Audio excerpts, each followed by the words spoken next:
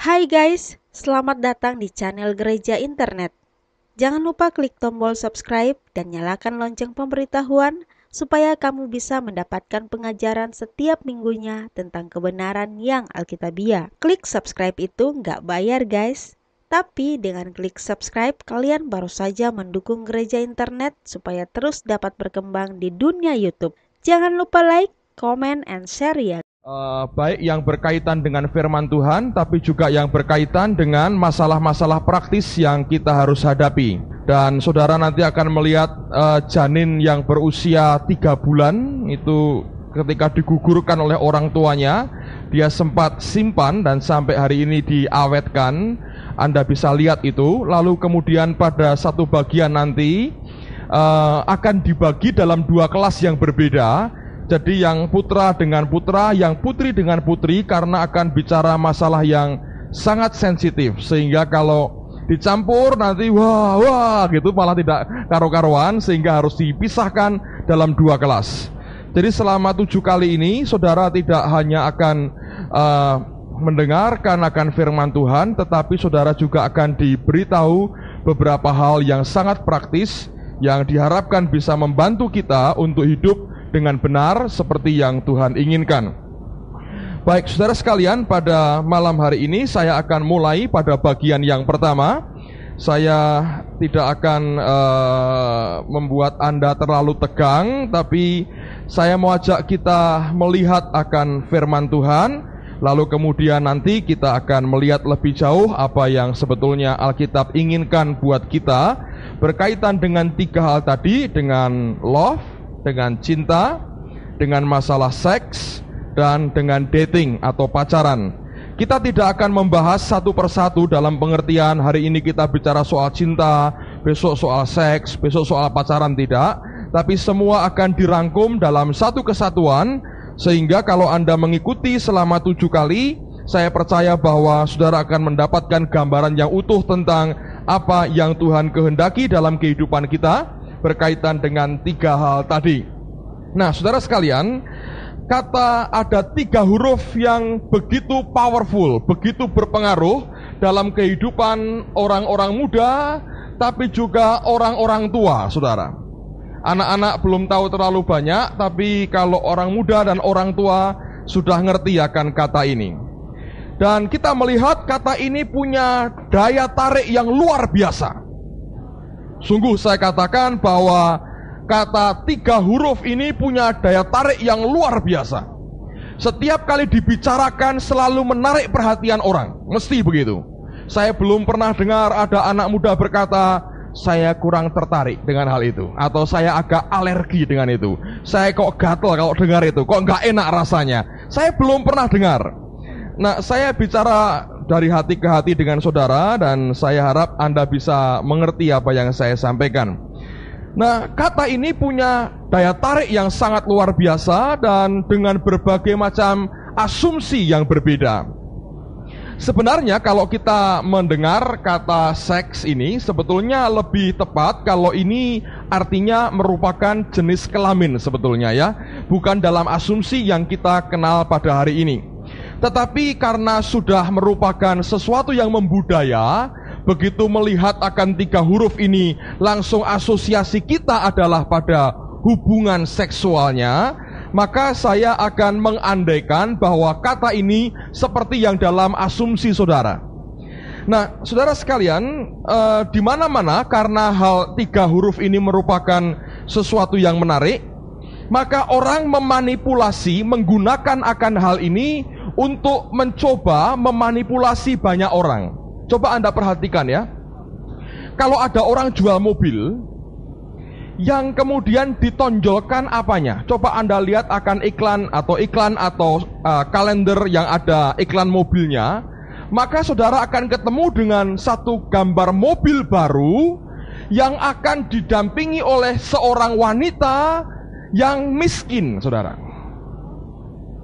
Kenapa miskin? Pakaiannya tidak lengkap, tidak punya uang untuk beli rok, gitu kira-kira ya. Sehingga yang dia punya adalah hanya membeli beberapa bagian daripada pakaiannya. Saya katakan ini jenis perempuan miskin, perempuan melarat. atau perempuan kepanasan, sumuk kata orang Jawa, sehingga pakaiannya itu tidak lengkap yang dia pakai. Nah, saya mau tanya, apa hubungan busi mobil dengan wanita miskin tadi? Apa hubungan ban radial dengan wanita yang kesumuan tadi, saudara? Hubungannya apa? Tidak ada sebetulnya. Tetapi kita tahu bahwa mobil-mobil seperti itu digemari oleh orang laki. Dan untuk menarik perhatian makhluk yang namanya lelaki ini, maka penjual mobil itu menggunakan daya tarik wanita tadi. Nah, kalau Anda bisa melihat itu, maka saya katakan itulah sebabnya 3 kata ini memang begitu menarik banyak orang dan membuat daya tarik yang luar biasa. Kalau Anda perhatikan dalam iklan-iklan di televisi misalnya, hal ini sering kali dipakai.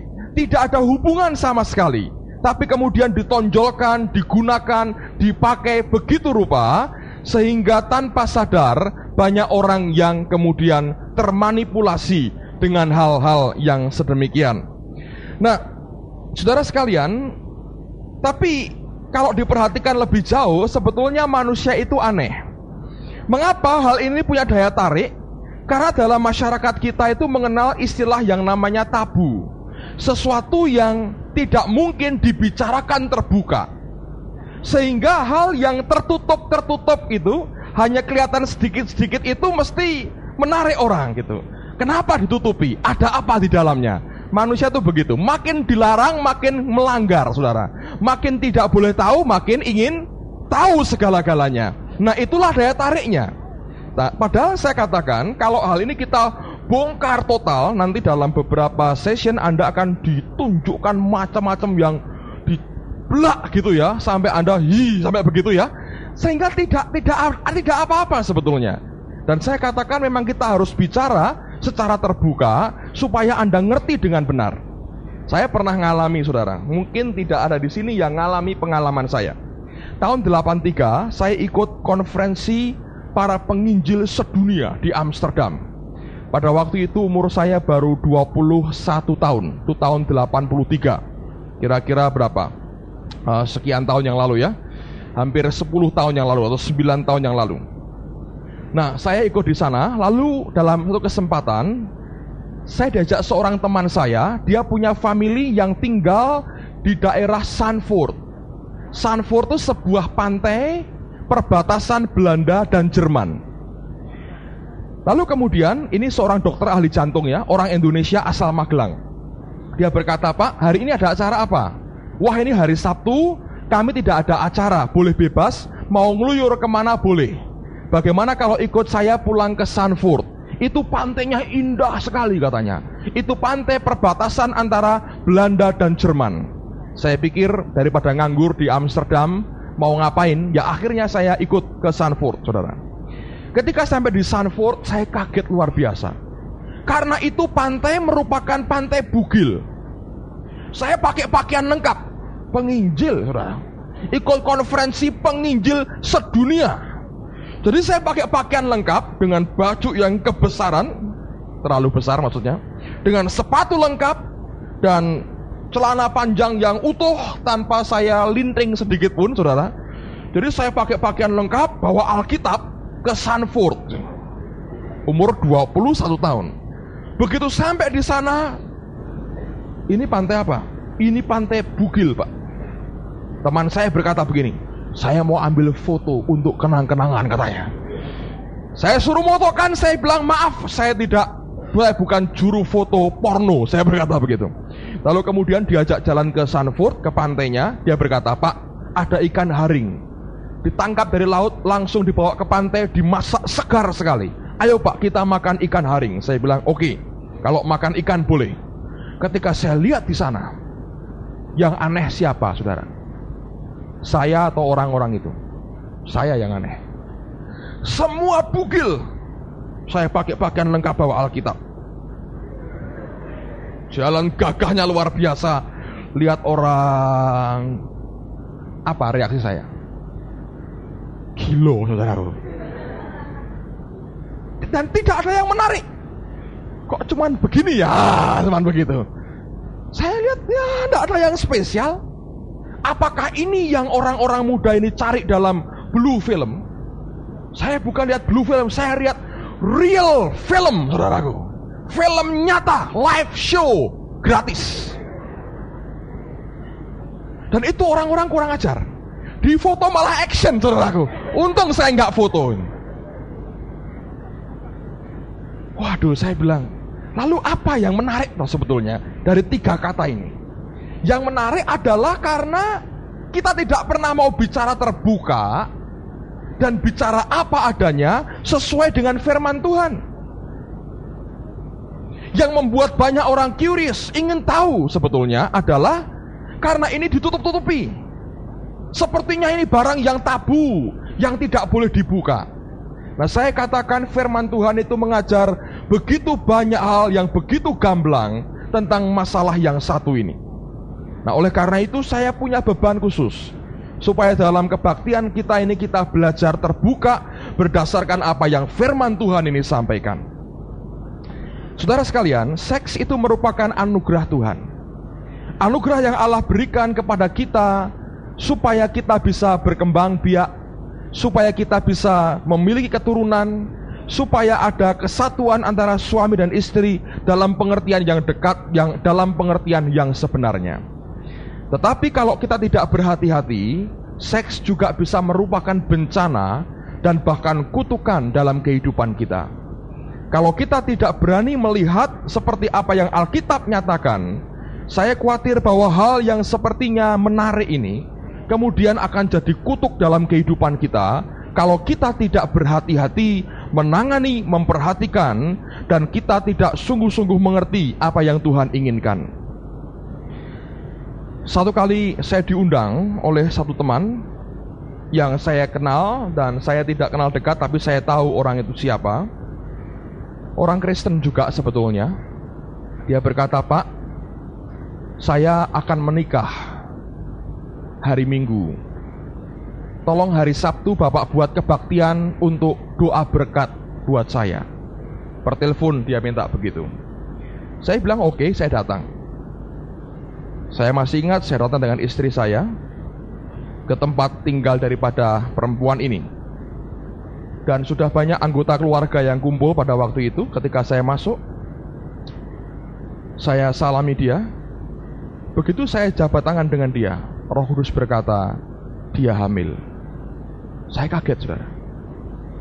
Lalu saya perhatikan dari ujung rambut, terus saya perhatikan sampai ke perutnya. Masa orang hamil kita perhatikan matanya, saudaraku? Nggak ada kan? Jadi saya perhatikan perutnya. Saya mulai curiga dengan cara berpakaian dia. Kok ini agak aneh ya, agak longgar gitu. Roh Kudus berkata, hamil orang ini. Loh, besok katanya mau nikah. Saya tanya, besok nikah di mana? Dan dia berkata, di rumah makan ini, Pak. Kamu tidak di gereja? Tidak, Pak. Saya ngerti, saudara. Ngerti. Sudah, saya tunggu. Undangan jam 6:30 mau persekutuan. Saya sudah gelisah. Roh Kudus berkata, wanita ini hamil.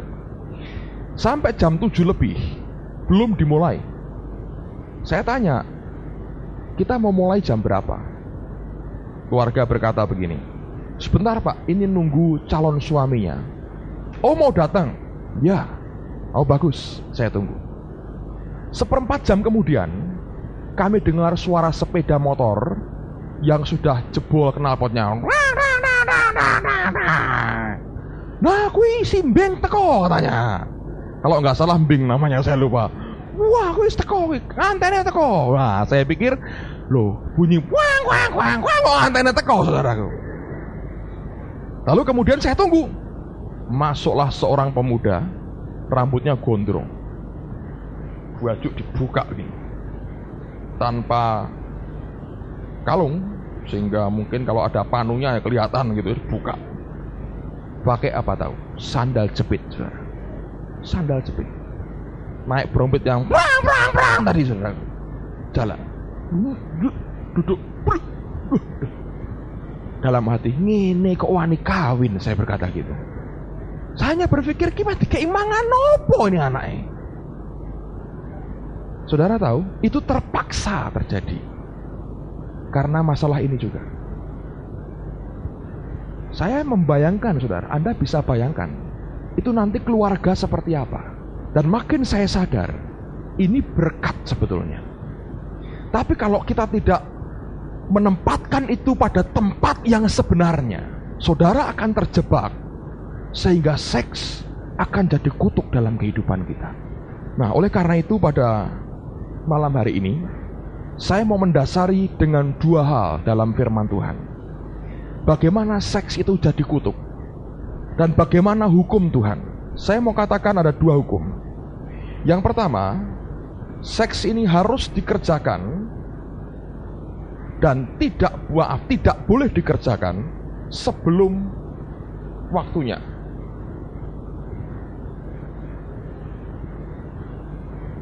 Ada waktunya. Kapan itu? Setelah menikah. Ini hanya boleh terjadi antara suami dan istri dalam pengertian yang sah di hadapan Tuhan. Yang kedua,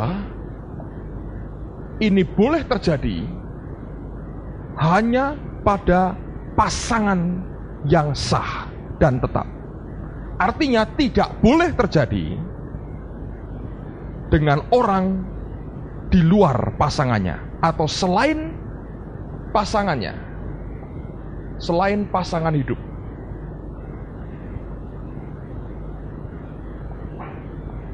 Nah, sekarang kita melihat firman Tuhan supaya Anda jelas. Mari kita buka yang pertama dalam Ulangan pasal yang ke-22. Ulangan pasal yang ke-22. Kitab Ulangan pasal 22. Saya akan bacakan mulai ayat yang ke-13. Di perjanjian lama ini ada begitu banyak hal yang sebetulnya Allah ungkapkan. Banyak di antara kita yang tidak membacanya, tapi saya mau ajak kita melihat Ulangan 22 mulai ayat yang ke-13. Coba dengar, saudara. Ada the value of virginity, ada nilai yang begitu berharga daripada yang namanya keperawanan. Ulangan 22 ayat yang ke-13. Hukum perkawinan. Apabila seseorang mengambil istri dan setelah menghampiri perempuan itu menjadi benci kepadanya, menuduhkan kepadanya perbuatan yang kurang senonoh dan membusukkan namanya dengan berkata, perempuan ini kuambil menjadi istriku, tetapi ketika ia kuhampiri, tidak ada kudapati padanya tanda-tanda keperawanan, maka haruslah ayah dan ibu gadis itu memperlihatkan tanda-tanda keperawanan gadis itu kepada para tua-tua di kota di pintu gerbang. Dan ayah si gadis haruslah berkata kepada para tua-tua itu, aku telah memberikan anakku kepada laki-laki ini menjadi istrinya.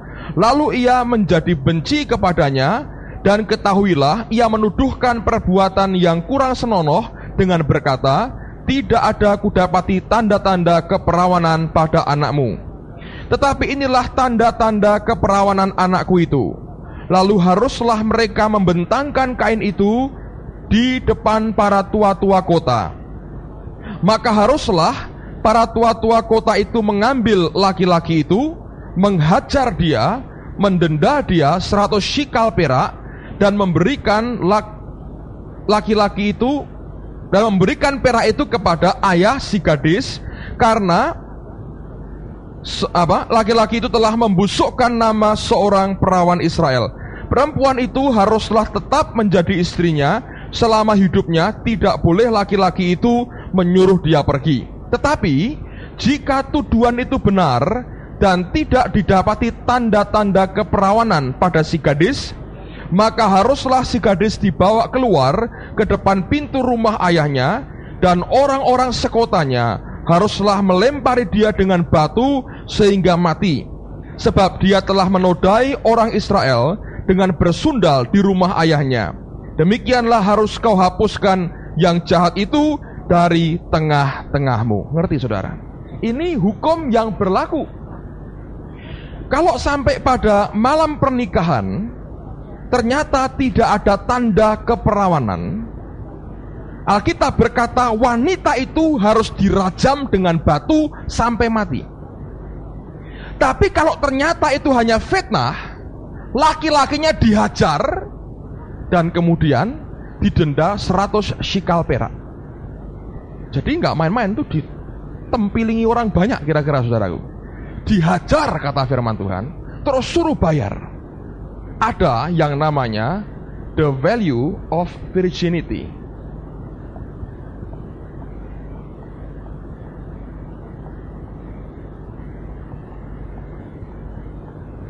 Ini merupakan firman Tuhan sebenarnya. Nah, dengar baik-baik ya saudara, terutama teman-teman putri. Anda punya sesuatu yang berharga, yaitu keperawananmu, yang seharusnya hanya engkau berikan kepada suamimu yang sah. Sekali engkau berikan kepada orang lain, maka kelak suamimu yang sah tidak akan pernah mendapatkan itu dalam kehidupanmu. Dan saya mau katakan, sekali itu engkau serahkan kepada seseorang yang belum pada waktunya dan engkau serahkan kepada orang itu, sampai mati pun engkau tidak pernah bisa mendapatkan akan hal itu kembali, dan engkau cacat dalam hidupmu. Dengar baik-baik. Dan buat Tuhan ini masalah yang penting sekali. Terus terang ada terlalu banyak anak-anak putri yang begitu murah memberikan keperawanannya kepada laki-laki yang belum berhak atas hidupnya. Saya ngomong keras saudara, karena ini merupakan dasar.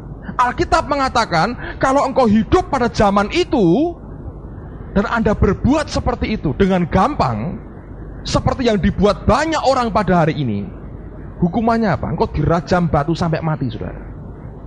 Dan Alkitab mengatakan demikianlah harus kau hapuskan yang jahat itu dari antara orang Israel. Setiap kali saya jumpa dengan jemaat atau anak Tuhan yang datang dan akan menikah, selalu kami bertanya, apakah kalian sudah melakukan hubungan sebagaimana selayaknya suami istri? Ada orang-orang yang mungkin menipu, terserah. Ada orang-orang yang jujur, mereka berkata ya atau tidak. Tapi itu merupakan sesuatu yang prinsip sekali. Begitu hal seperti itu dilanggar saudara, engkau sudah mendukakan akan Tuhanmu, yang sebetulnya mau engkau tetap hidup dalam kekudusan, sampai ada suami yang berhak atas hidupmu mengambil apa yang berharga dari kehidupanmu. Jadi saya mau katakan, jangan terlalu gampang engkau menyerahkan barang yang berharga itu, yang hanya sekali engkau berikan dan tidak pernah selamanya engkau mendapatkannya kembali. Alkitab mengatakan seks itu boleh dibuat pada waktunya. Pada waktu kapan? Pada waktu seseorang itu menikah dengan suami atau istrinya yang sah, dan kemudian mereka diizinkan. Bahkan Tuhan mendorong, bahkan memberkati akan hubungan mereka. Kalau kita melakukan belum pada waktunya, sebetulnya engkau sedang merusak akan dirimu sendiri. Bahkan karena ini merupakan hal yang mendasar sekali. Saya katakan makin banyak kita melanggar akan hal seperti ini, makin rusak sebetulnya hidup kita di hadapan Tuhan dan kepribadian kita yang hancur karenanya. Jadi saya mau katakan yang pertama, jangan dibuat sebelum waktunya, sebelum engkau melangsungkan pernikahan. Yang kedua, seks ini tidak boleh dibuat terhadap orang yang bukan pasangan hidupnya. Dan ini buat Tuhan penting sekali. Coba buka Kejadian pasal yang ke-20. Kitab Kejadian pasal yang ke-20. Saya akan baca mulai ayat yang pertama. Kejadian pasal yang ke-20. Saya akan bacakan mulai ayat yang pertama. Kejadian pasal 20 mulai ayat yang pertama. Lalu Abraham berangkat dari situ ke tanah Negeb, dan ia menetap antara Kadesi dan Syur. ia tinggal di Gerar sebagai orang asing. Oleh karena Abraham telah mengatakan tentang Sarah istrinya, dia saudaraku, maka Abimelekh raja Gerar menyuruh mengambil Sarah. Tetapi pada waktu malam Allah datang kepada Abimelekh dalam suatu mimpi serta berfirman kepadanya, engkau harus mati oleh karena perempuan yang telah kau ambil itu, sebab ia sudah bersuami. Adapun Abimelekh belum menghampiri Sarah. Berkatalah ia, Tuhan, apakah engkau membunuh bangsa yang tidak bersalah? Bukankah orang itu sendiri mengatakan kepadaku, dia saudaraku? Dan perempuan itu sendiri telah mengatakan, iya saudaraku. Jadi hal ini kulakukan dengan hati yang tulus dan dengan tangan yang suci. Lalu berfirmanlah Tuhan Allah, berfirman Allah kepadanya dalam mimpi, aku tahu juga bahwa engkau telah melakukan hal itu dengan hati yang tulus. Maka aku pun telah mencegah engkau untuk berbuat dosa terhadap aku.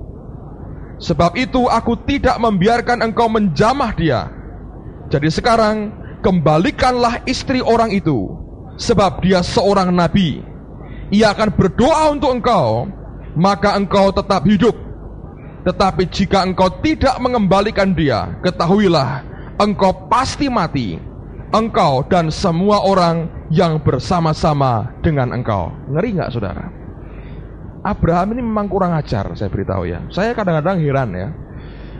Abraham dikatakan bapak orang percaya, tapi ini kurang ajar. 2 kali dia berbuat begitu. Sarah itu digambarkan sebagai wanita yang cantik. Abraham takut kalau ngaku sebagai istrinya, nanti ada orang yang cinta dengan Sarah, dia dibunuh. Jadi kemanapun dia pergi, dia berkata, ini saudaraku. Di Mesir kejadian saudara, Raja Mesir tertarik, Sarah diambil. Waktu mau dinikahi, Tuhan marah, kena tulah mereka, banyak yang mati. Baru ketahuan ini adalah istrinya Abraham. Pindah tempat di Gerar buat yang sama. Abimelekh tertarik kepada Sarah, diambil. Mau dinikahi, Tuhan datang dalam mimpi, engkau mati Abimelekh karena wanita itu. Dia istrinya Abraham. Tapi Abimelekh memang tulus. Dia bilang, Tuhan, Abraham berkata dia saudaranya, Sarah juga berkata Abraham saudaranya. Jadi apa aku salah katanya. Tuhan bilang, betul, aku tahu engkau tulus, bersih tanganmu, makanya aku cegah engkau dari berbuat dosa di hadapanku. Kembalikan, kalau tidak engkau mati, dan minta dia berdoa buat kamu, nanti engkau selamat. Coba saudara, apa yang membuat Allah marah adalah hubungan seks, bukan kepada pasangan hidup yang Tuhan berikan, bukan kepada suami, bukan dengan suami atau dengan istrinya. Dengar baik-baik 2 hal ini saudara. Kalau hal ini kita langgar, saudara dan saya akan kena akibat yang berat dalam kehidupanmu. Pasti engkau akan tahu ini bukan hal yang terlalu mudah. Begitu ini dilanggar, ada akibat yang luar biasa, akan langsung kena dalam kehidupan kita. Dan jangan dikira Allah itu Allah yang gampangan. Ya berbuat nanti kan minta ampun bisa. Jangan Anda kira begitu. Dia lihat hatimu. Sekali engkau sengaja seperti itu, jangan harap kemurahannya turun dalam kehidupan kita. Alkitab berkata, Allah tidak mau dipermainkan. Apa yang engkau tabur, itu juga akan engkau tuai satu kali. Oleh karena itu saya mau katakan, sebagai orang-orang percaya, 2 hal ini harus merupakan fondasi kita. Yang pertama, jangan engkau lakukan itu sebelum engkau menikah. Dan itu hanya boleh dibuat, yang kedua, dengan pasangan hidupmu, dengan suami atau dengan istrimu. Nah, sekarang bagian yang kedua, saya mau sampaikan begini. Lalu hal-hal apa yang seringkali menjebak kita, sehingga akhirnya kita jatuh dalam dosa seksual seperti ini? Saudara sekalian, saya mau sampaikan begini ya. Manusia itu terdiri dari 3 hal. Apa itu? Tubuh, jiwa, dan roh. Spidolnya keliru rupanya. Yang dibeli yang tidak bisa hilang. Ya, Puji Tuhan, tidak apa-apa. Ini bagus kan, menarik saudaraku ya. Diingat terus ini ya. Nah, manusia ada 3, tubuh, jiwa, dan roh. Rohnya, jiwa, dan tubuhnya. Ini roh. Jiwa ada 3, yaitu pikiran, perasaan, dan kehendak kita. Lalu ini adalah tubuh kita. Saudara sekalian, manusia pada hakikatnya membutuhkan akan kasih sayang. Nah, roh ini membutuhkan Yesus sebetulnya. Roh ini membutuhkan Yesus, dan oleh karena itu, kalau tidak dipenuhi, tidak akan ada satu orang pun yang bisa memenuhi akan roh kita. Ini mengalami kebangkitan ketika kita bertobat dan terima Tuhan Yesus. Demikian juga dengan jiwa kita, terutama yang namanya perasaan kita ini. Perasaan kita ini membutuhkan juga masukan, yaitu kasih sayang untuk jiwa kita. Tubuh kita ini bisa merupakan saluran untuk mendapatkan kasih sayang. Nah, jadi kalau sampai ini tidak didapatkan, maka biasanya manusia akan lari mencoba mencari. Alkitab mengajar ada 3 macam kasih. Ada agape, kasih ilahi. Ada filio, kasih persaudaraan. Dan ada, kok apal sama eros gini ya. Nah, ini kasih secara seksual, hawa nafsu. Saudara sekalian, manusia membutuhkan agape, filio juga, tapi juga eros.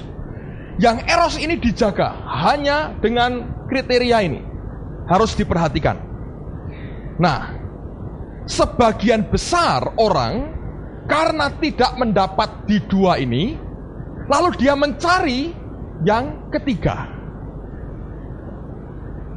Nah, oleh karena itu, saya beranggapan, berasumsi, Anda anak Tuhan tentu sudah mendapatkan kasih ilahi. Tetapi kasih dari orang lain, itu kita memerlukan. Manusia itu pecandu kasih sebetulnya. Dia ingin dimiliki, tapi juga dia ingin memiliki yang lain. Kalau Anda hanya dimiliki, Anda hanya seorang budak dimiliki. Kalau engkau memiliki dan tidak dimiliki, engkau kasihmu bertepuk sebelah tangan. Dengan demikian kita harus mengerti, dalam jiwa kita itu dibutuhkan kasih. Nah, sebagian besar kasih itu pertama-tama didapatkan di dalam keluarga. Apa ada di sini yang lahir di tengah jalan, terus hidup di tengah jalan? Nggak ada toh? Semua lahir dalam keluarga. Sebagian besar manusia itu lahir dalam keluarga. Pada keluarga, pada orang tua itulah pertama-tama diharapkan terpenuhinya kasih persaudaraan, kasih manusiawi, kasih untuk jiwa kita. Kalau sampai itu tidak didapat, maka biasanya orang cari ke pelarian yang lain. Kalau dia benar, dia akan lari ke atas dan dia mendapatkan kasih agape. Ini bisa menutupi semua yang ada. Tapi kalau salah dalam pelariannya, dia akan turun ke bawah dan dia akan mencari kasih apa? Eros, saudara.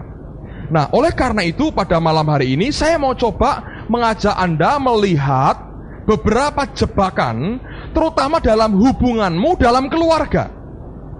Sambil kita membaca firman Tuhan, coba Anda periksa hidupmu masing-masing. Kalau ada beberapa hal ini yang sepertinya lubang, yang engkau sadar, ya, di sini aku punya kelemahan, di sini lubang hidupku. Malam ini kita berdoa supaya Allah membereskan. Tujuan kita buat kebaktian ini supaya ada perubahan hidup, bukan sekedar memberikan pengetahuan. Nah, kalau ini bisa ditangani, artinya kasih yang engkau dapatkan dari orang tua tidak engkau dapatkan misalnya. Kita minta kasih Allah yang menutup kekurangan itu, sehingga paling tidak jebakan yang satu ini kita bisa hindari, dan hidupmu akan stabil, sehingga engkau bisa sampai satu kali kelak pada pernikahan yang kudus, dan engkau baru bisa melakukan akan hubungan seksual seperti yang Alkitab ajarkan. Nah, saya melihat ada 3 tipe keluarga yang sangat rawan di dalam hubungan satu dengan yang lain. yang dengan sendirinya mengurangi, menutup, atau tidak bisa memberikan akan kasih dalam jiwa seseorang. Akibatnya lari kepada kasih eros. Apa itu? Yang pertama, itu keluarga yang broken, keluarga yang pecah. Orang mengatakan dengan istilah broken home. Saya tidak tahu akan keluarga Anda masing-masingnya. Sebagian besar saya tidak tahu. Keluarganya Mordekai saya tahu, keluarganya Mita saya tahu, orang tuanya juga di sini. Yang lain keluarganya Lisa saya juga tahu, Bapak Ibu Arifin.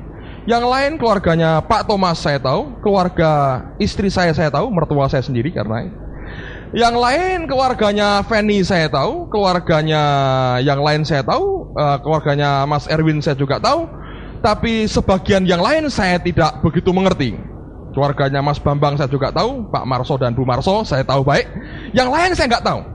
Tapi saya mau katakan buat Anda bahwa ada 3 hal yang perlu diperhatikan.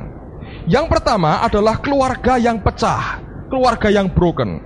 Hubungan antara ayah dan ibumu hancur, saudara. Sebagian besar karena perceraian atau percekcokan yang mendalam dalam keluarga. Tapi mungkin ada satu yang sudah meninggal atau dipanggil pulang oleh Tuhan. Kehilangan satu orang tua itu berarti sekali buat anak. Keluarga yang cekcok, yang berantakan, itu berakibat sangat buruk bagi anak. Dan kalau kita tidak berhati-hati, maka pelarian daripada anak yang bersangkutan akan sampai kepada eros. Nah, saya mau berikan contoh firman Tuhan. Buka Kejadian pasal yang ke-19, mulai ayat yang ke-30. Ini ada cerita yang mengerikan sekali, tapi ini real, saudara. Kejadian pasal 19, mulai ayat yang ke-30. Pergilah Lot dari Zoar, dan ia menetap bersama-sama dengan kedua anaknya perempuan di pegunungan, sebab ia tidak berani tinggal di Zoar. Maka diamlah ia dalam suatu gua beserta kedua anaknya. Kata kakaknya kepada adiknya, ayah kita telah tua, dan tidak ada laki-laki di negeri ini yang dapat menghampiri kita seperti kebiasaan seluruh bumi. Marilah kita beri ayah kita minum anggur, lalu kita tidur dengan dia, supaya kita menyambung keturunan dari ayah kita. Pada malam itu mereka memberi ayah mereka minum anggur, lalu masuklah yang lebih tua untuk tidur dengan ayahnya. Dan ayahnya itu tidak mengetahui ketika anaknya itu tidur dan ketika ia bangun. Keesokan harinya berkatalah kakaknya kepada adiknya, tadi malam aku telah tidur dengan ayah. Baiklah, malam ini juga kita beri dia minum anggur, masuklah engkau untuk tidur dengan dia, supaya kita menyambung keturunan dari ayah kita. Demikianlah juga pada malam itu mereka memberi ayah mereka minum anggur, lalu bangunlah yang lebih muda untuk tidur dengan ayahnya. Dan ayahnya itu tidak mengetahui ketika anaknya itu tidur dan ketika ia bangun. Lalu mengandunglah kedua anak Lot itu dari ayah mereka. Yang lebih tua melahirkan seorang anak laki-laki dan menamainya Moab. Dialah bapak orang Moab yang sekarang. Yang lebih muda pun melahirkan seorang anak laki-laki dan menamai Ben-Ami. Dialah bapak Bani Amon yang sekarang. Coba lihat, Moab dan Amon itu musuh-musuh Israel. Mereka itu hasil incest, hubungan antara ayah kandung dengan anak kandungnya sendiri. Kok bisa begitu, saudara? Kalau Anda telusur lebih jauh, Lot ini hancur keluarganya. Mereka tinggal di Sodom Gomora yang penuh dengan kuasa gelap, homoseks, lesbianisme, kuat, minum, mabuk, jahat, bejat sekali. Lalu kemudian ketika mereka pindah keluar dari Sodom, istrinya noleh ke belakang. Malaikat berkata, jangan noleh ke belakang. Rupanya daya tarik roh Sodom Gomora begitu kuat, istrinya noleh ke belakang. Alkitab berkata jadi apa? Tiang garam. Pecahnya keluarga ini, hancurnya keluarga ini berakibat fatal. Kedua anaknya sengaja membuat bapaknya mabuk. Dari mana dia belajar? Dari Sodom Gomora. dia buat mabuk, dan dia bersetubuh dengan ayah kandungnya sendiri. Saya bilang buat saudara, Anda berkata mungkin kok bisa tega begitu ya. Hari ini banyak yang seperti itu. Orang tua tidur dengan anak kandungnya sendiri, sampai punya anak, saudara. Banyak sekali. Ini zaman makin bejat, saudara. Di antaranya faktor keluarga yang pecah. Saya tidak tahu dengan Anda ya. Kalau mungkin hanya karena faktor kematian, itu jauh lebih baik dibandingkan kalau faktor keluargamu pecah sebetulnya. Ada perceraian yang begitu mengerikan, engkau trauma. Ada seorang keluarga yang ibunya cerai, adiknya 2 cerai, lalu kakak yang sulung ini karena belum menikah, sampai tidak berani menikah. Dia berkata, saya trauma lihat keadaan keluarga saya.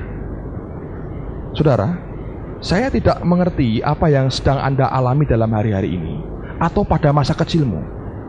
Mungkin pernah terjadi dalam masa kecilmu, engkau merasa keluargamu berantakan sama sekali, dan engkau tidak pernah bisa merasakan kasih dari orang tua yang sebenarnya sangat engkau butuhkan. Saya katakan, mari kita berdoa supaya ini ditutup oleh Tuhan. Karena seperti keluarganya Lot, lubang keluarga itu adalah karena keluarga yang pecah dan berantakan, sehingga akibatnya terjadi incest seperti itu, dan itu mengerikan sekali.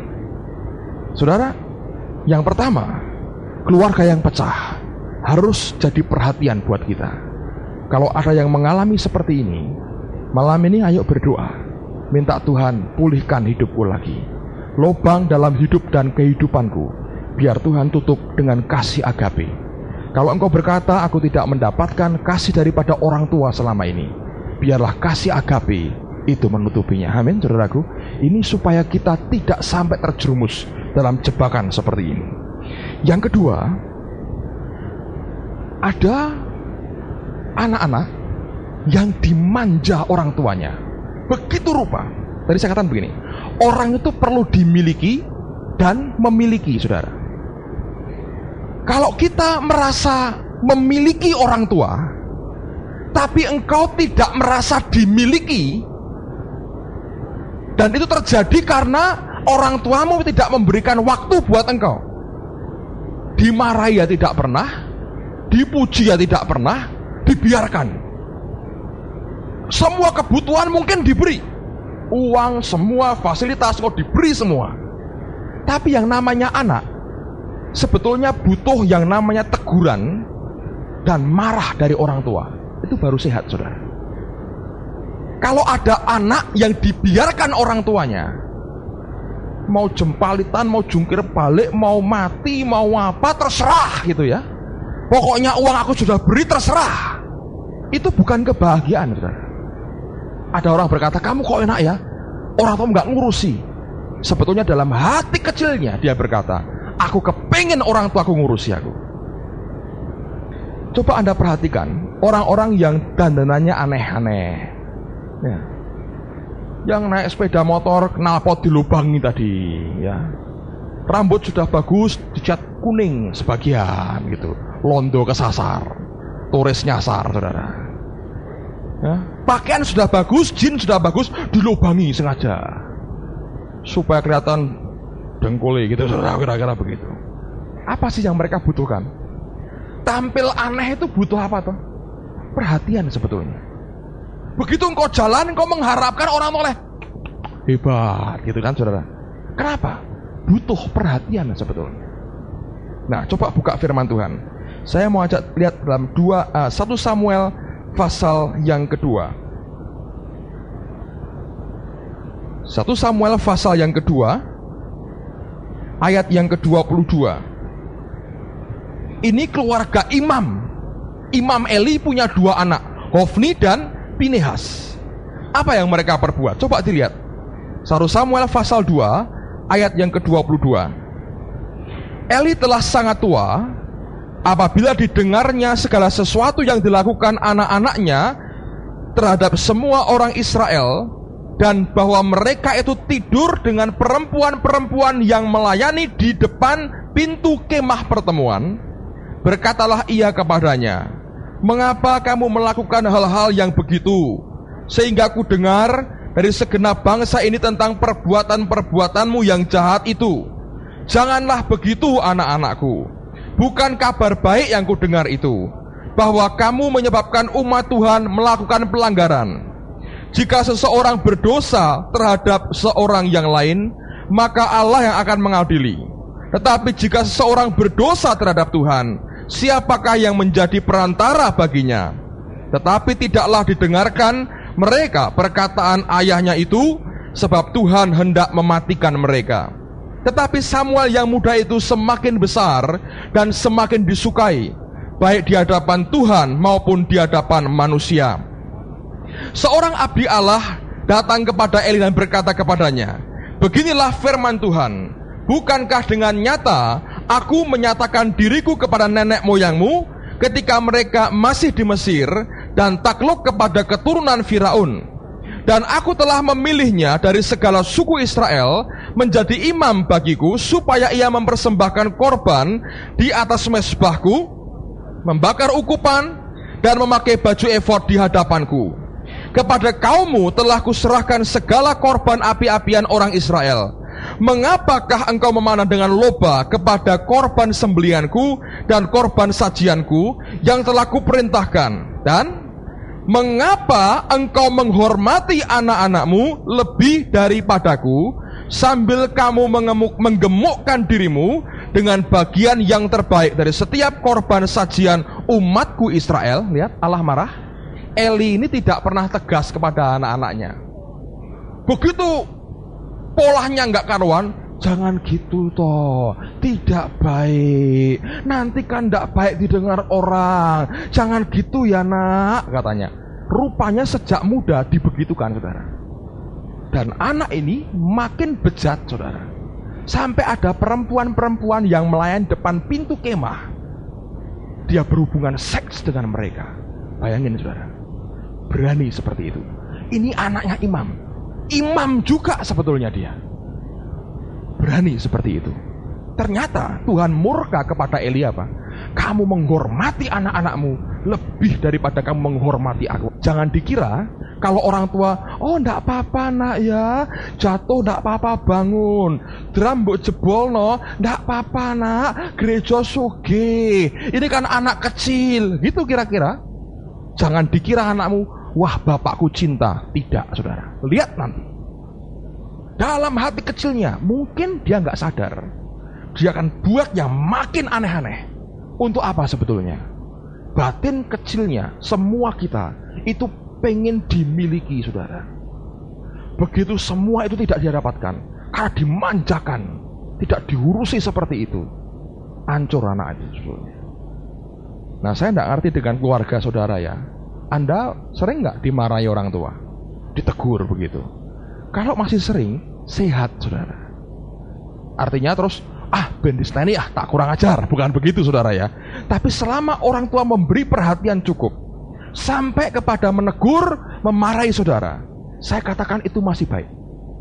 Tetapi kalau mereka sampai tidak memberikan perhatian sama sekali, secara materi kau dicukupi, tapi perhatian, kasih sayang engkau tidak mendapatkan, biasanya anak seperti ini akan berbuat yang aneh-aneh, dan jurusnya akhirnya jatuhnya ke situ, saudara. Selalu mesti begitu. Kembalinya akan seperti itu. Saya katakan kembali diperiksa hidup Anda masing-masing. Cukup nggak engkau mendapatkan? Atau jangan-jangan ada orang-orang di sini, engkau sebetulnya kecewa dengan bapakmu, dengan ayahmu, dengan ibumu. Kecewa sebetulnya. Karena engkau tahu ini bukan yang ideal buat aku. Aku tidak mendapatkan yang aku butuhkan. Lalu engkau mulai kecewa. Saya berkata itu bisa membuat kita lari kepada hal-hal yang seperti itu. Alkitab ini mengajar. Dan yang ketiga, ini yang seringkali kita alami adalah apa? Perlakuan kejam daripada orang tua. Itu juga bisa berakibat membuat kita mencari pelarian. Akhirnya turun ke bawah, eros yang kita cari. Seperti apa itu? Coba buka Ayub pasal yang ke-39. kitab Ayub. Sebelum Mazmur itu Ayub. Ayub 39 mulai ayat yang ke-16. Ayub 39 ayat yang ke-16. Ayub 39 ayat yang ke-16. Ini ada burung namanya burung unta, saudara. Lihat kelakuannya. Ayub 39 ayat yang ke-16. Dengan riang sayap burung unta berkepak-kepak. Tetapi apakah kepak dan bulu itu menaruh kasih sayang? Sebab telurnya ditinggalkannya di tanah dan dibiarkannya menjadi panas di dalam pasir. Tetapi lupa bahwa telur itu dapat terpijak kaki dan diinjak-injak oleh binatang-binatang liar. Ia memperlakukan anak-anaknya dengan keras, seolah-olah bukan anaknya sendiri. Ia tidak peduli kalau jerih payahnya sia-sia. Lihat saudara, ada burung unta diperlakukan dengan keras. Saya masih sering melihat ada anak sudah remaja ditempilingi terus sama bapaknya, saudara. Saya baru ngelayan di Jakarta.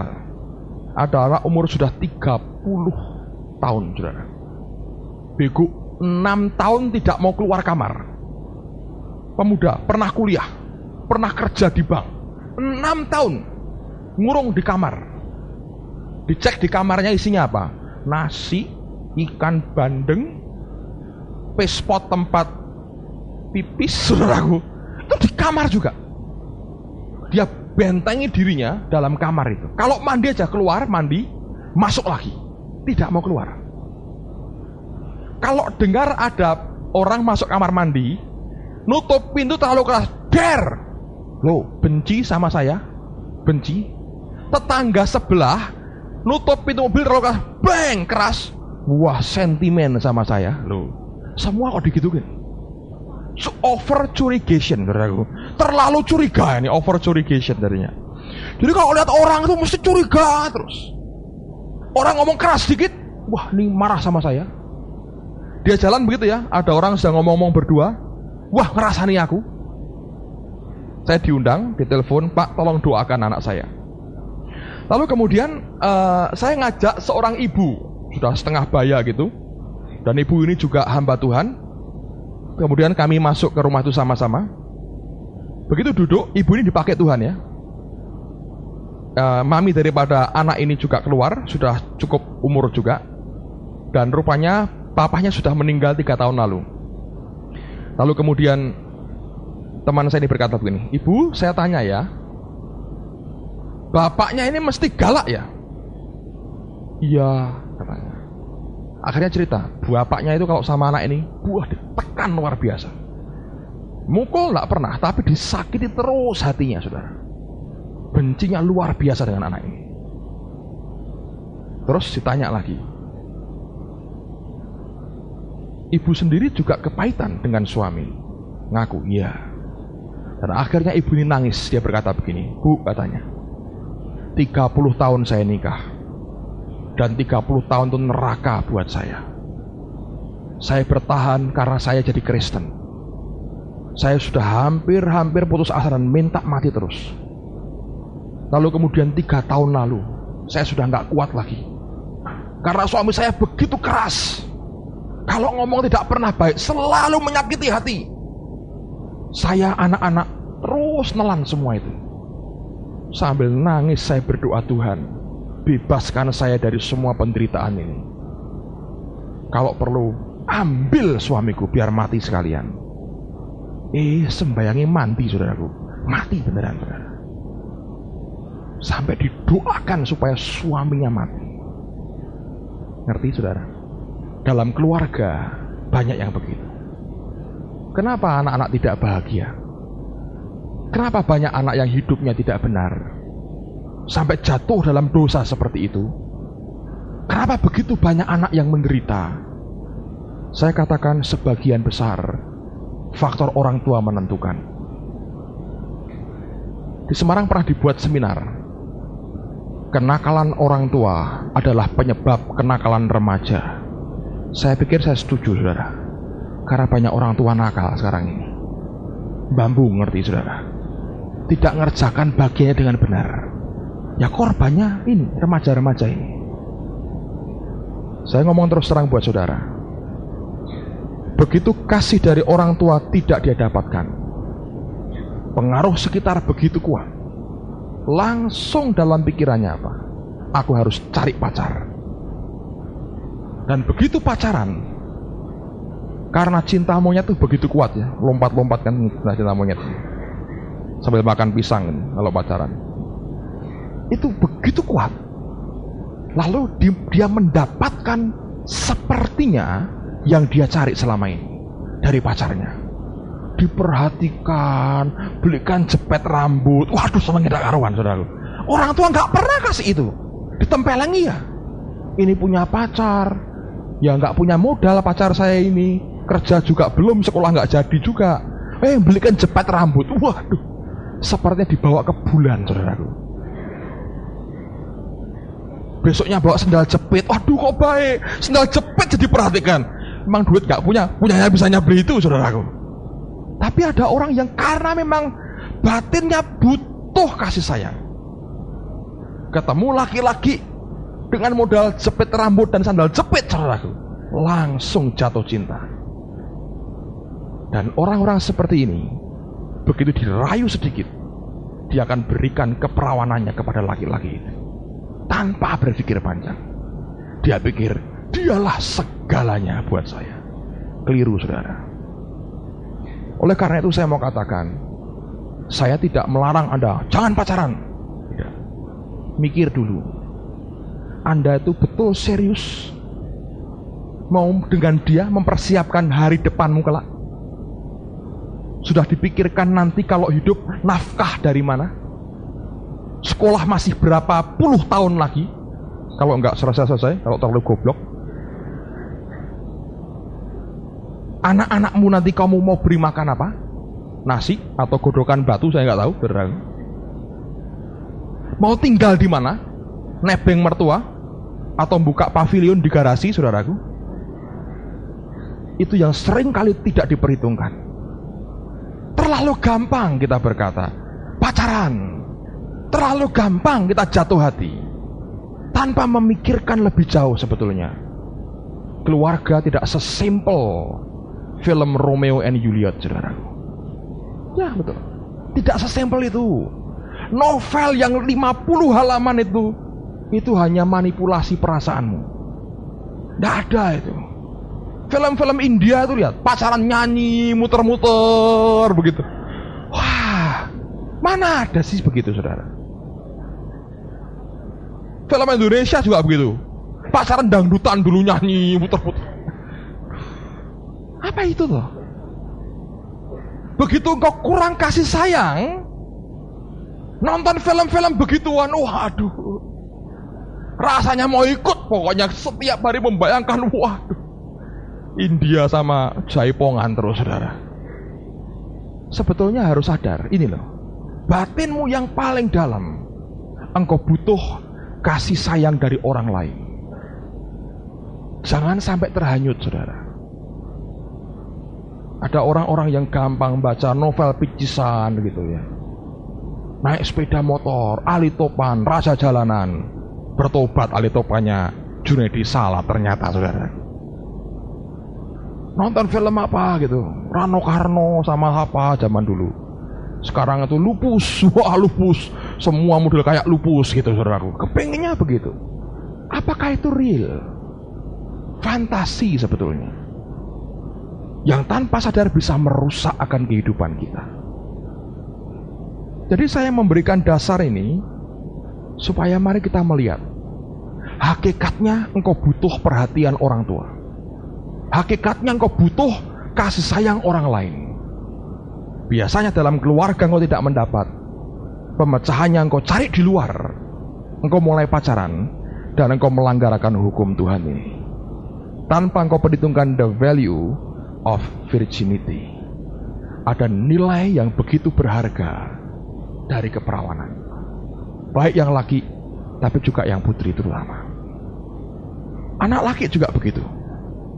Begitu di luar di dalam tidak ada kasih sayang, dapat pacar. Waduh, seperti kerbau dicucuk hidungnya, ngiku terus. Sekolah diinteni di luar pagar sampai apal sama tukang kebun, saudara. Antar jemput pakai Daihatsu warna merah maksudnya. Sampai begitu lupa semua. Dindil terus, wayo monggo kula nderekaken terus saudara. Diikuti terus begitu.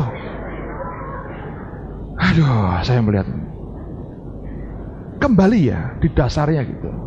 Karena pengen kasih sayang sebetulnya. Nah, kalau saudara tidak bisa mengerti itu dengan tepat, nanti kau terjebak dalam apa? Pacaran-pacaran gombal saudara, yang tidak bertanggung jawab. Akhirnya ngelanggar firman Tuhan, nyusahkan pendeta. Konseling nangis, Pak, saya minta pemberkatan dipercepat 3 bulan loh. Kenapa? Selak besar Pak, nanti rok nganten gak ada yang pas semuanya.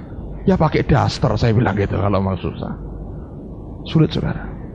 Saya ngomong belak-belakan ya dengan saudara. Saudara mungkin agak kaget saya ngomong begini, tapi tidak apa-apa. Supaya engkau mengerti hakikatnya yang dibutuhkan itu apa. Kasih persaudaraan. Kasih untuk manusiawi kita. Memang kita butuh. Saya pernah khotbah di kebaktian umum tentang meaningful touch. Orang itu perlu dijamah, ngerti? Perlu disentuh. Harusnya setiap hari sekian belas kali, sekian puluh kali. Itu berarti buat hidupnya. Kalau orang kehilangan kasih sayang, ada pacarnya dirangkul sedikit gini, merinding semua langsung saudara. Dia pikir inilah yang saya dapatkan. Hancur, geblak saudara pasti. Hati-hati saudara. Oleh karena itu saya mau katakan, anak Tuhan mesti ngati-ngati soal ini. Ini kan LSD, ngomong mesti belak-belakan supaya tidak ada yang terlalu ditutup-tutupi saudara. Nanti Anda akan tahu lebih mengerikan lagi itu banyak hal itu. Tapi sekali lagi saya mau katakan, ayo saudara, kita minta Tuhan dulu bereskan hidup kita malam ini. Minggu depan Anda akan diajar lebih jauh lagi, lebih detail.